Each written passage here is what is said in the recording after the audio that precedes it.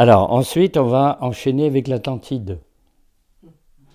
Parce que dire, ben oui, mais alors au large, là, il y avait l'Atlantide. Alors là, dans Platon, ça avait l'Atlantide, etc. Donc là, vous savez que l'Atlantide, on la place partout. Hein. Au début, on s'est dit, on suit Platon, alors c'est dans le milieu de l'Atlantique. Puis après, il y en a qui ont dit, ben non, c'est pas possible, on trouverait quelque chose. Alors ça doit être en mer Baltique. Alors, une île en mer Baltique qui pourrait faire passer l'Atlantide. Après, c'est Santorin en Méditerranée orientale. C'est une île qui a explosé à cause d'un volcan. On a retrouvé dans la lave des morceaux de murs, des morceaux de sculptures.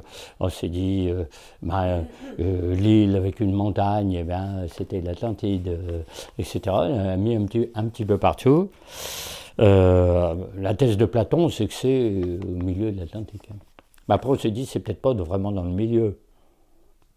C'est peut-être plus proche des côtes. Hein. Vous voyez les Canaries aux Canaries, il y a l'île de Tenerife, on a retrouvé des tombeaux très très anciens, des squelettes de géants, des machins.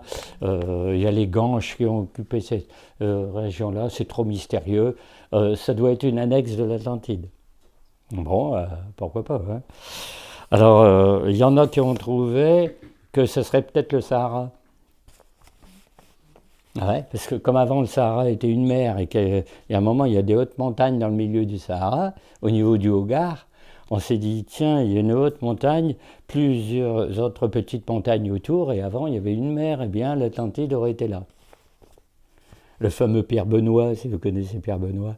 Pierre Benoît est un écrivain du début du XXe siècle qui a écrit un livre qui s'appelle l'Atlantide, qui place au Hogar dans son roman. Parce que c'est un roman, hein.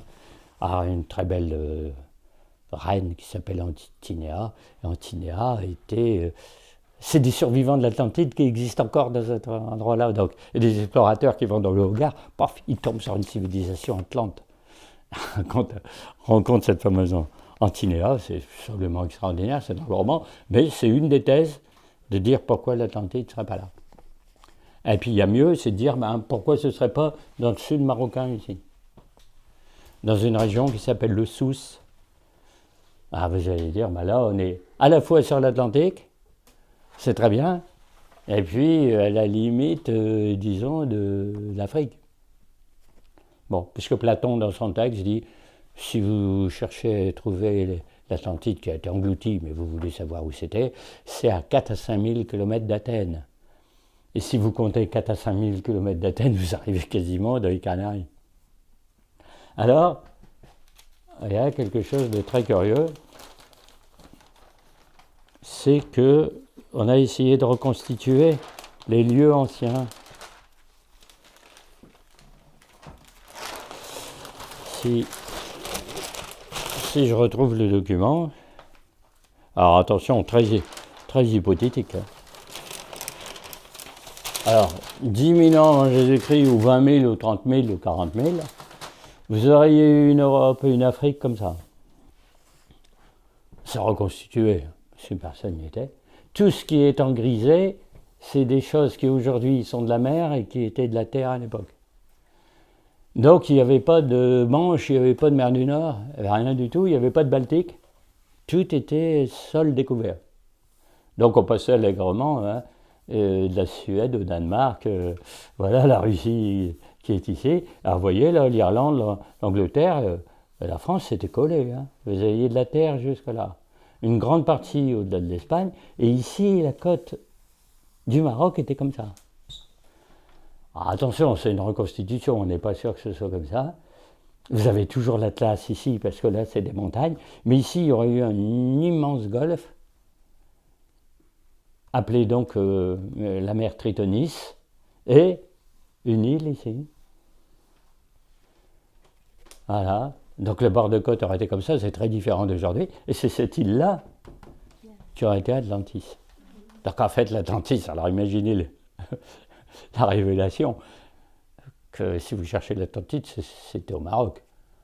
Au Maroc d'aujourd'hui. Hein.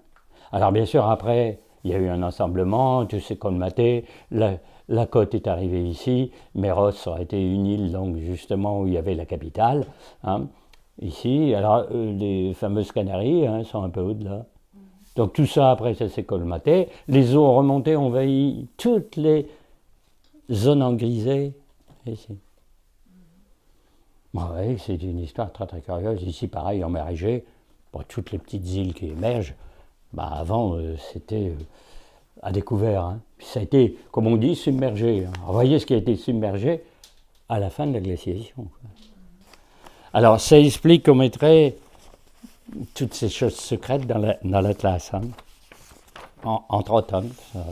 Alors, bien sûr, on n'a pas vraiment de preuves quant aux dates. On va dire, oui, mais c'était à quelle époque? Il y en a qui disent à la fin de la dernière glaciation, c'est moins 10 000, moins 8 000 ans, moins 4 000 ans.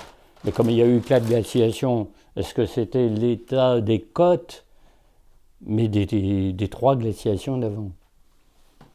Bon, toujours utile qu'il est resté dans l'esprit des peuples qu'à un moment, on n'avait pas du tout les géographies de l'Antiquité.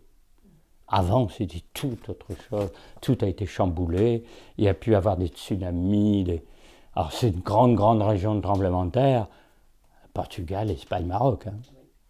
À Agadir, il y a eu, en 1960, un gigantesque tremblement de terre qui a fait 15 000 morts, 18 000 morts, hein, etc. etc. Hein. Donc, voilà un petit peu le contexte de l'histoire. Donc c'est très très surprenant. Donc du coup, si l'Atlantide avait été localisée à cet endroit-là, il y a des Atlantes qui vivaient là. Et dans l'Atlas, d'où le nom, il y aurait des Atlantes, parce que c'est le même mot. Atlantique, Atlas, Atlante, etc., etc. Donc les fameux Berbères qui sont la population qui occupe le Maroc dans l'Antiquité, est-ce que ce seraient des descendants des Atlantes? D'accord? Alors il y a une deuxième histoire qui veut que quand l'Atlantide a été engloutie, les survivants sont réfugiés dans l'Atlas. Normal, c'est des hautes montagnes, ils pouvaient. C'était pas facile à vivre. Et qu'est-ce qu'ils ont fait? Ils sont allés en Égypte. Donc il y a un groupe qui serait parti en Égypte, pensant qu'il y avait une vallée fertile, etc., le long de la limite du désert, dans ce qu'on appelle le Sahel aujourd'hui. Et là, il y a une liaison avec l'Égypte. Parce que l'histoire de l'Égypte est absolument extraordinaire, puisque là, il n'y a pas de préhistoire. Il y a l'Égypte, il n'y a rien, puis soudain, il y a l'Égypte pharaonique. Moi, je dis, tiens, comment ça a commencé tout d'un coup? On ne retrouve pas là différents types d'hommes préhistoriques, des homos machins, des homos trucs mèches, étalés dans des dizaines de milliers d'années, mais rien, et soudain, les pharaons. Et les pyramides, au début des dynasties et pas à la fin. Donc au lieu de dire je perfectionne les constructions, j'ai des meilleurs architectes, puis à la fin je fais un chef-d'œuvre, une pyramide, j'ai la pyramide au début. Dire mais ils sont arrivés avec un bagage absolument extraordinaire dès le début, s'ils sont des Atlantes, tout est compréhensible, mais ils arrivent par ici. C'est-à-dire que dans les légendes égyptiennes, la première occupation du sol, on arrive par le sud-ouest. Donc quand on arrive par le sud-ouest, on arrive de l'Atlantique.